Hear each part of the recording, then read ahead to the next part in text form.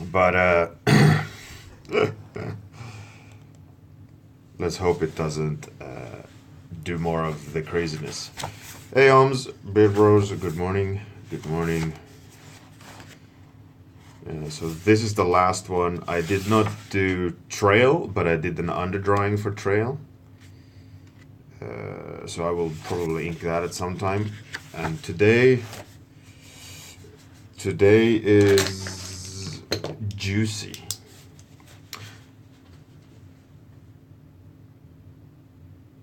Good morning, Atsuki.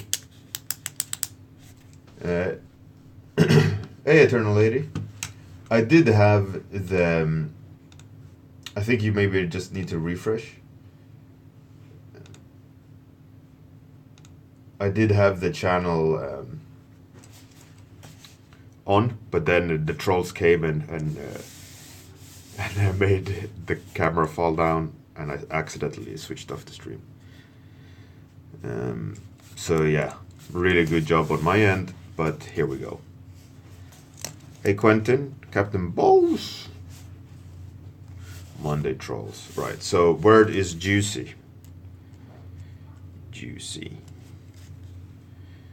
Hey Zealin, how's it going? All right, so let's. What can we do with juicy?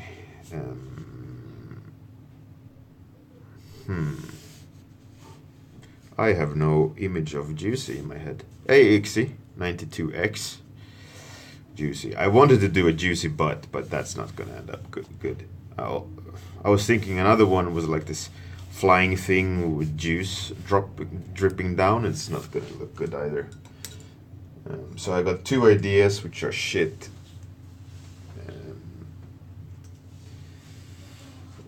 So juicy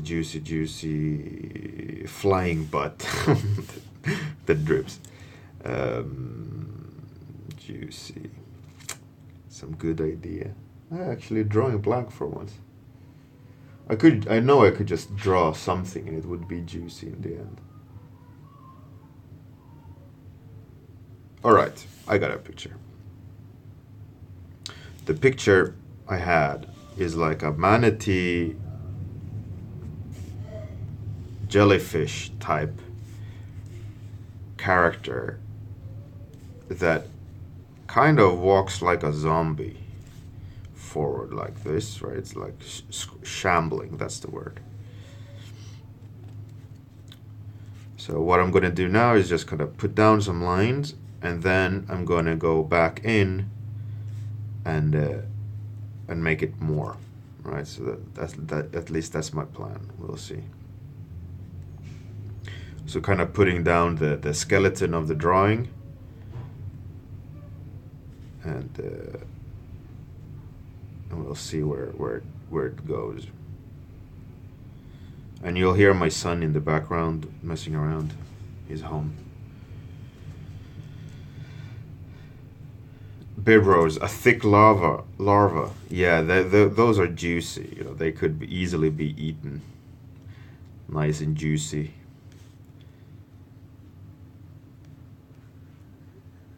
So the route I'm going here is a little bit like a jellyfish, but there's going to be some head in there, kind of silhouetted. Let's see where to put it. Okay, let's put it like there. So it's going to be like silhouetted head in this juicy bubble. That's the idea. And I want to try to make everything look thorny. That's not the bubble. So we get contrast in the bubble. Some sort of weird alien zombie, I guess. So that's my current plan.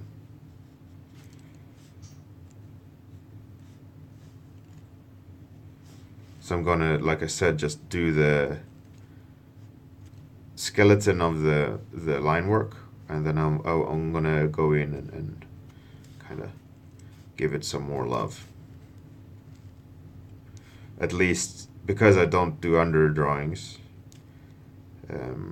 I want to know where the lines are going, and then I'll go back in and make it pretty. Sorry, I'm gonna cough.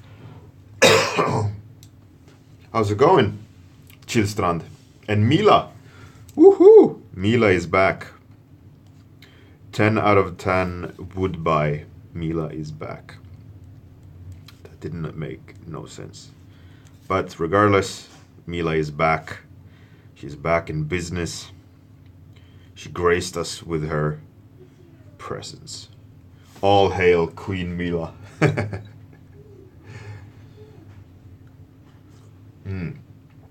Coffee.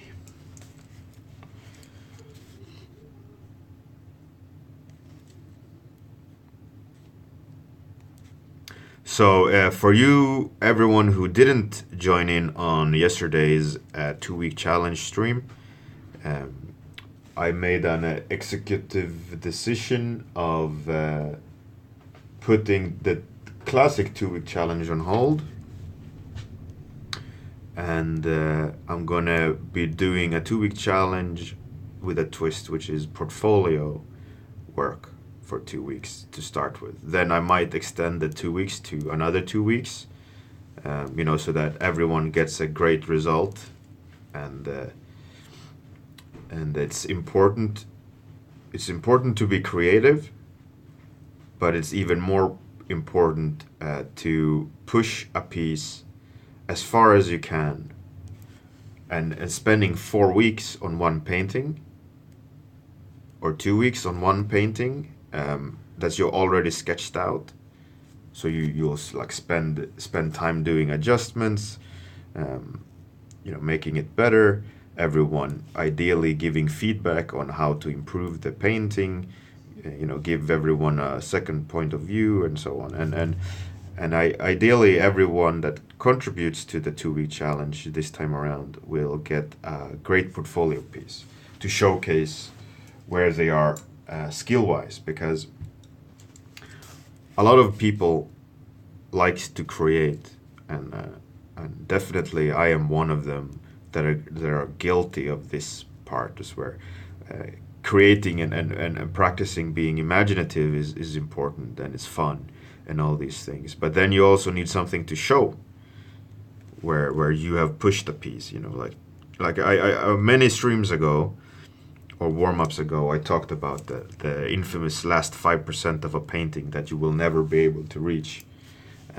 But every time you try, you get a little bit closer. But those last 5% will always move forward, and you will never get to where the piece is perfect.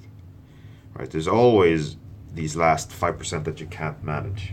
But every time you try, you learn more and you get better.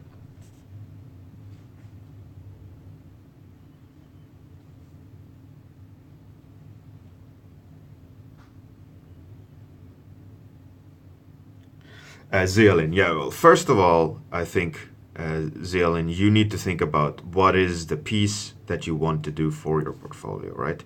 Do you want to be a character artist, character designer, illustrator? And then when you figured that out, you should definitely make a simple painting. Make it easy and make that easy one as good as possible. Hey, Matthias. Welcome. Yeah, I think, Zealin, that is a very good point. Don't make too much of a big project, because when you scale up a project with multiple characters and a massive scene, etc., it requires so much more to be able to finish it correctly. Multiple characters in a scene is always interesting, is always impressive, but if they are not as strong as they could be,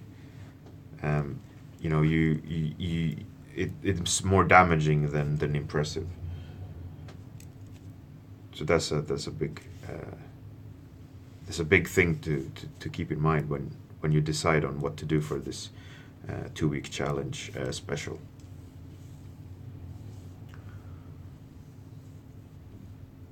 Chillstrand, yeah, you should join in. It's good stuff. I think we have all created interesting things for the 2-week challenges over the year. I think they've spent this. Yeah, it should be around a year almost. and you don't need to use a 2-week challenge sketch to finish. You can create a completely new one as well, of course. There's not like obligatory 2-week challenge entry, previous 2-week challenge entry. You can do whatever you want. But the idea is to push something further. And if you already use a pre-existing sketch that you will change it and then improve and resketch, etc., it's going to be a lot easier because you're not stuck with what should I do, right? Like what should I create? So let's say I like this sketch, right? And go, oh, I want to do this as a portfolio piece. I shouldn't just take this and then go straight to paint. Or, because first of all, I need to think, should I go straight to paint? Do I need to paint it even to be in a portfolio? Or do I just need to make it the best line art piece I have ever done? With spot on shapes and pose and everything. And most likely what I would like to do is then redraw it first to studies of poses, like really understand how this character is standing, and then redraw the pose, redraw it again, and correct everything so that when I do add all these things, they're not going to be broken. And like with the study of the pose, I would like break down the perspective of the limbs, which limb is going forward, which limb is going backwards. If like we do a intersection line across the bicep, indicating it's going backwards in space, versus here where it goes forward. All these things, like trying to understand everything correctly, and all these things when you do think about it, you will teach yourself at the same time as you improve the painting. And you don't always need to break it down to that extent if you know how to do it already. But if there's an ounce of insecurity if you're unsure of the knowledge you have, you definitely need to do it. You definitely need to redraw the pose, think about how the character is standing, why is it standing that way, could you improve the design with another material, what's the value design, or if you do an illustration, what's the posing, what's the camera angle, what's the palette, all these things,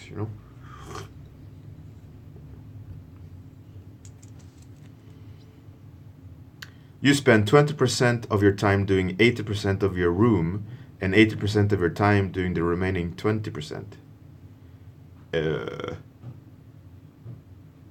What? That is a bit confusing, Eternal. Rephrase that, please.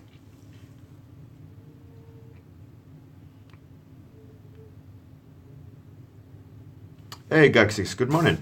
Zealin, yeah, you should make an outline, like a battle plan. You can make a statement of it, like, I'm going to do this. This is the idea. This is my outcome. So that the more you think about things, the more clearer it will be, and it will be easier to do and understand where you need to go from point A to point B, right? And if you don't say it, if you don't understand it, be clear with your intentions, even for yourself, then how do you know what you need to work on or what you need to do next, right? So it's a little bit of just thinking. It doesn't need to be super into detail about everything perfectly, but at least that you understand what you're going to try to do, right? So you just don't react, because when we are just reacting, we go on gut, and doing a portfolio piece, you need to remove yourself from just going on gut feeling and really make it into a project, and try to balance going on gut feeling to be creative and have good emotions in the piece, versus deliberate thought of process.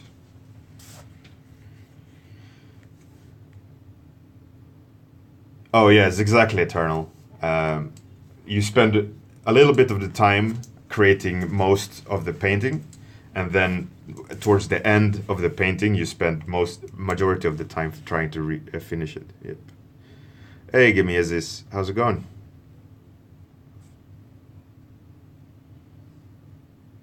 Hey, Rowdy41, how's it going? Welcome. You're rather new. I don't really recognize your nickname. So today's word is juicy. So this guy has a juicy, lovely bulb.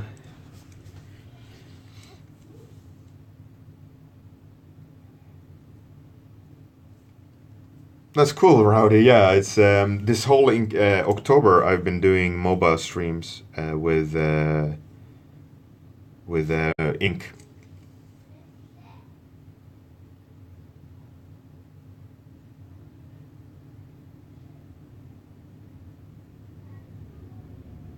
Gaxix, yeah, it has happened to me as well many times where you just go, like you post, you fail, and you go, oh, this drawing is so shit. Anyways, I'll post it anyway so that people can see. I'll at least see that I'm active and trying. And you post it, and you get like a shitload of likes and comments, and people in general just saying it's a good drawing or a good painting, and you go like, what? At those moments, Gaxix, when that happens, I always doubt myself. It's like I always go like, do I even understand what's trendy, or do I even understand what people would want? Like, oh no, I started doubting my ability to do my job, like of designing something cool. Like, do I even understand what cool is if I thought something was shit and a lot of people like it? So I always force myself to when that happens, take a step back and analyze, like, why are people finding my drawing interesting?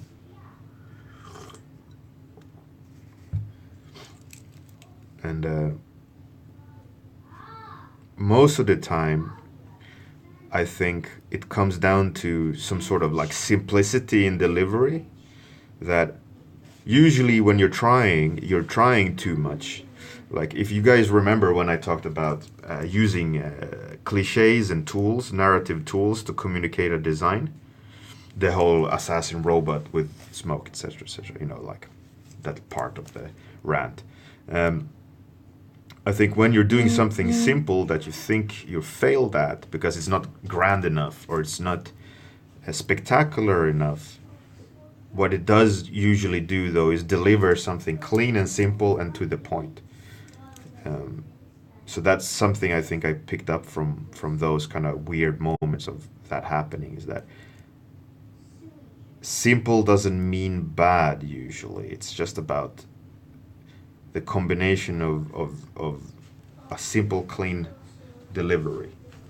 Is it, if be it complicated in its creation or simple its creation? I think it all boils down to how approachable is it, and that's an interesting, thing to try to balance.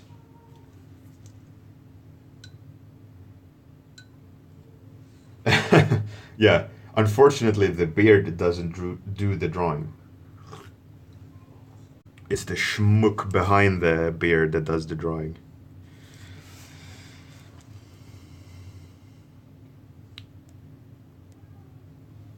If only my cool beard could do the work for me, then I would be happy.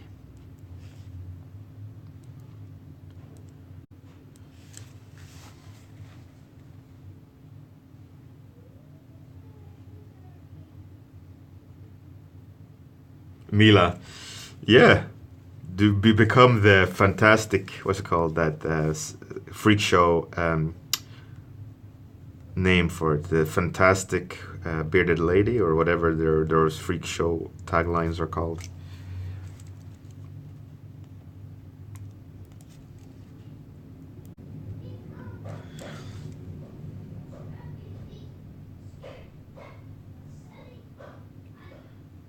Zealin, like a tiny head? Oh yeah, it does. Oh no. That's not helping. I'm not helping it. Help! Help! I'm ruining it. Let's make it even more obvious.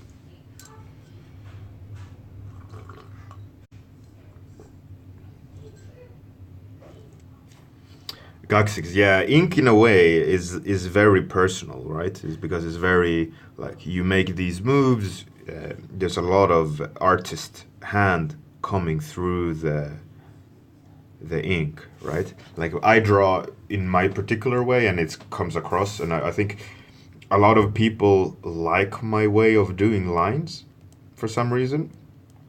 Like for me, I'm jaded in that sense that I've drawn so much. I don't appreciate it. For me, it's just a drawing. But I know that a lot of people enjoy my sketchbook stuff, which I have tried to understand why that is more interesting than my illustrations. There's another thing. It's like it's a bit confusing.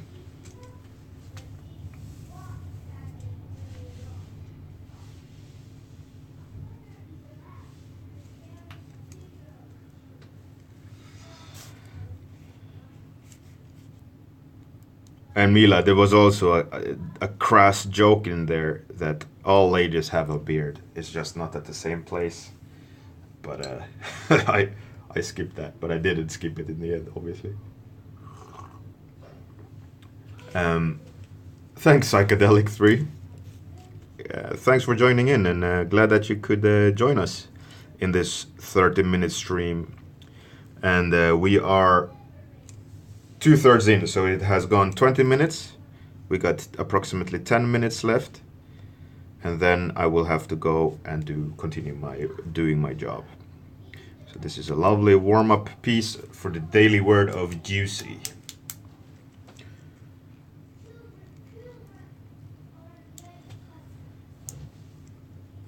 Oh, thank you, Zelin. The legs, yeah.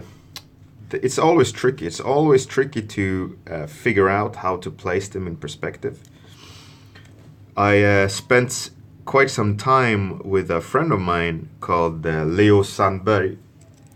He's a teacher now, but he used to do a lot of work for movies and color keys and stuff like that. He's a creative force. And what we used to do was, because in theory, when you're fighting, in your stance, the best stance is that you have like 30% of your weight on the front leg, while you have 70% on the weight on your back leg.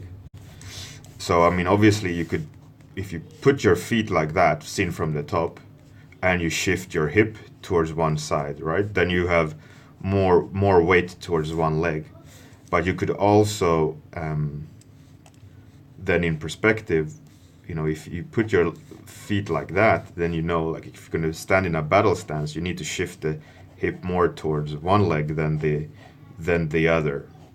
Like if you want to have an accurate stance, if that looks like a massive ding dong. How you have to stand to get an accurate battle pose. So we did all these kind of things where we calculated we messed around with math and like points of weight and so on, like where to put the knees and all these stupid things we were sitting and talking about. Oh really, Chilstrand? That's funny. So you go to his class or his school? Hey Delirian, how's it going? That's in Gotland, right?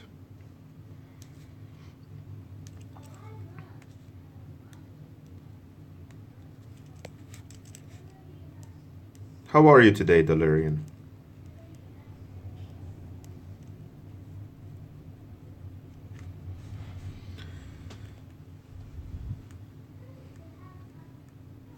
$33. All right. We got 10 minutes left of drawing on this monstrosity.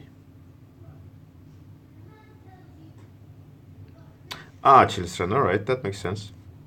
Yeah, he's a nice guy. Was his course good?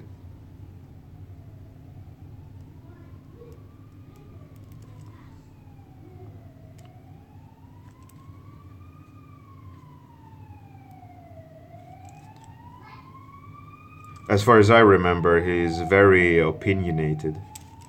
He has a very strong mind.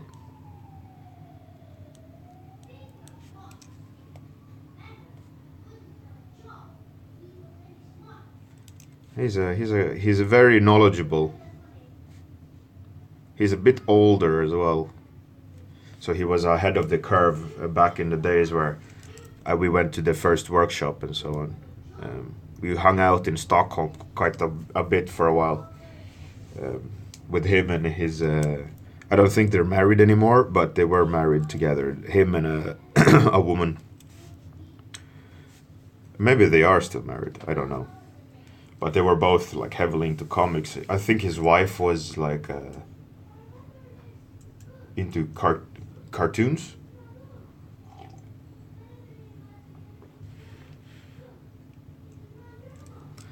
Beard bros, shame on you. How dare you cut your beard?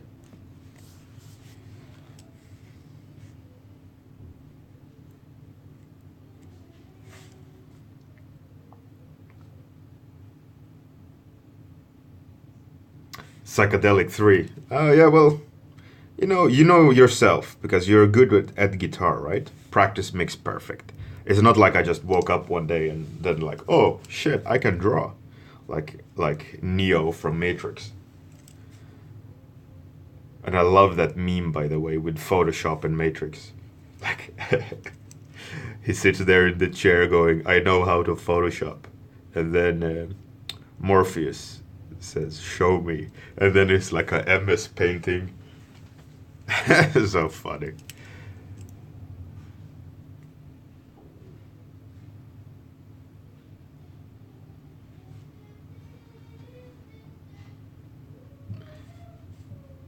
ZZ Top has. Do you think ZZ Top has the best beard? That's just crazy. Man from the Mountain beard that ZZ Top has. I think best beard is probably like sexy guy 5 o'clock shadow beard, or stubble rather. I think when a beard gets too long, it just stops being good and it just becomes a free scarf. And that's the state of my beard at the moment. I'm growing it out for winter. I'm getting like curly mustache and everything by default. I mean, I don't curl my mustache, but it's getting to that point now where it acts as a scarf going outside. So that's great for winter. But it doesn't look good.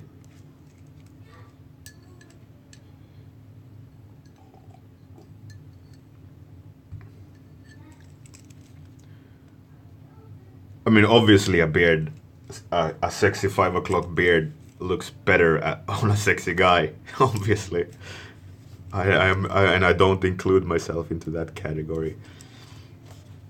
Don't get me wrong that I'm trying to. What's it called? To sell what I'm. What's the saying? Sell what I'm cooking or something like that? I don't know. I'm an idiot. Oh, Zeolin, yeah, the Grandmaster beard, yeah, for sure. The one that you fling to the side. It's such an iconic move. Mustache goes to Lemmy for sure. Rip Lemmy.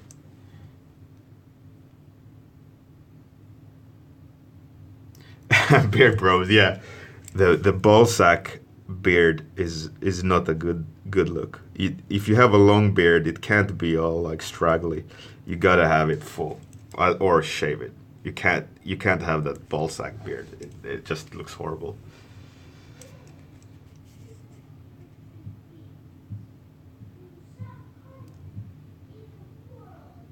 Oh, Miesis. Oh well, do you have a beard, Miesis?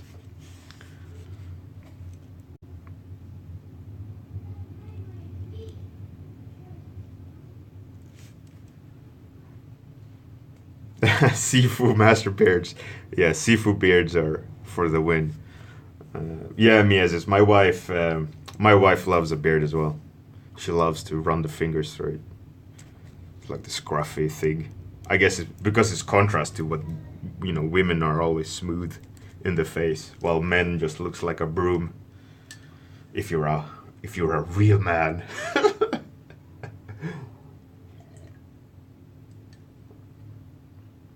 You don't like a beard on your man, Mila? How so?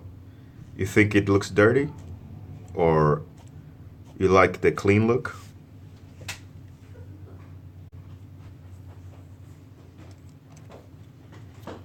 Oh, beard bros. Oh, low blow.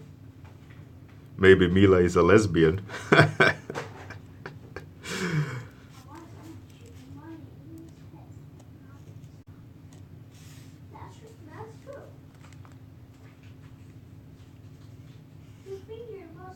Gagsix, yeah. Exactly.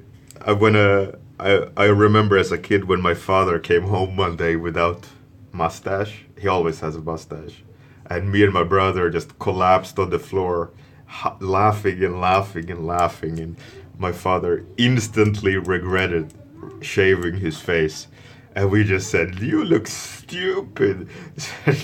Just laughing and pointing at him for like good 5 minutes, and he stood there, just all like red faced, and instantly regretted it. He thought like I'll surprise the family coming home without a beard.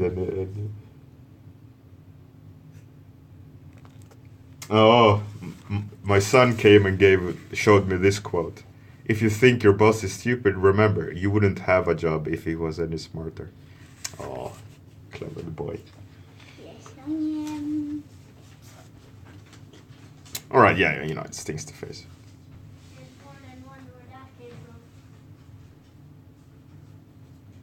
Rowdy, yeah.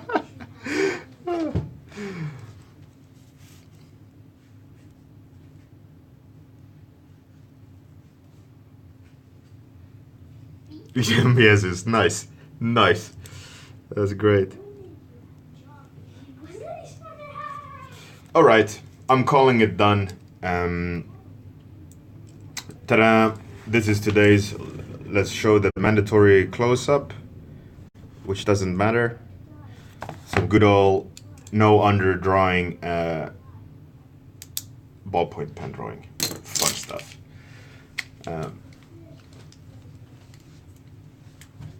Right, so thanks everyone for joining in. Please do join in on the Discord on the new 2-week challenge, which is a portfolio challenge. You guys gotta get at least one piece done. You can do it. It's really important for your portfolio to be able to show the best of your abilities. See you all tomorrow at the same time for the next day's warm-up. And the next day's warm-up Inktober word is blind. Blind. So we'll see what comes up tomorrow. All right, that's it. Have a good one. Bye, everyone.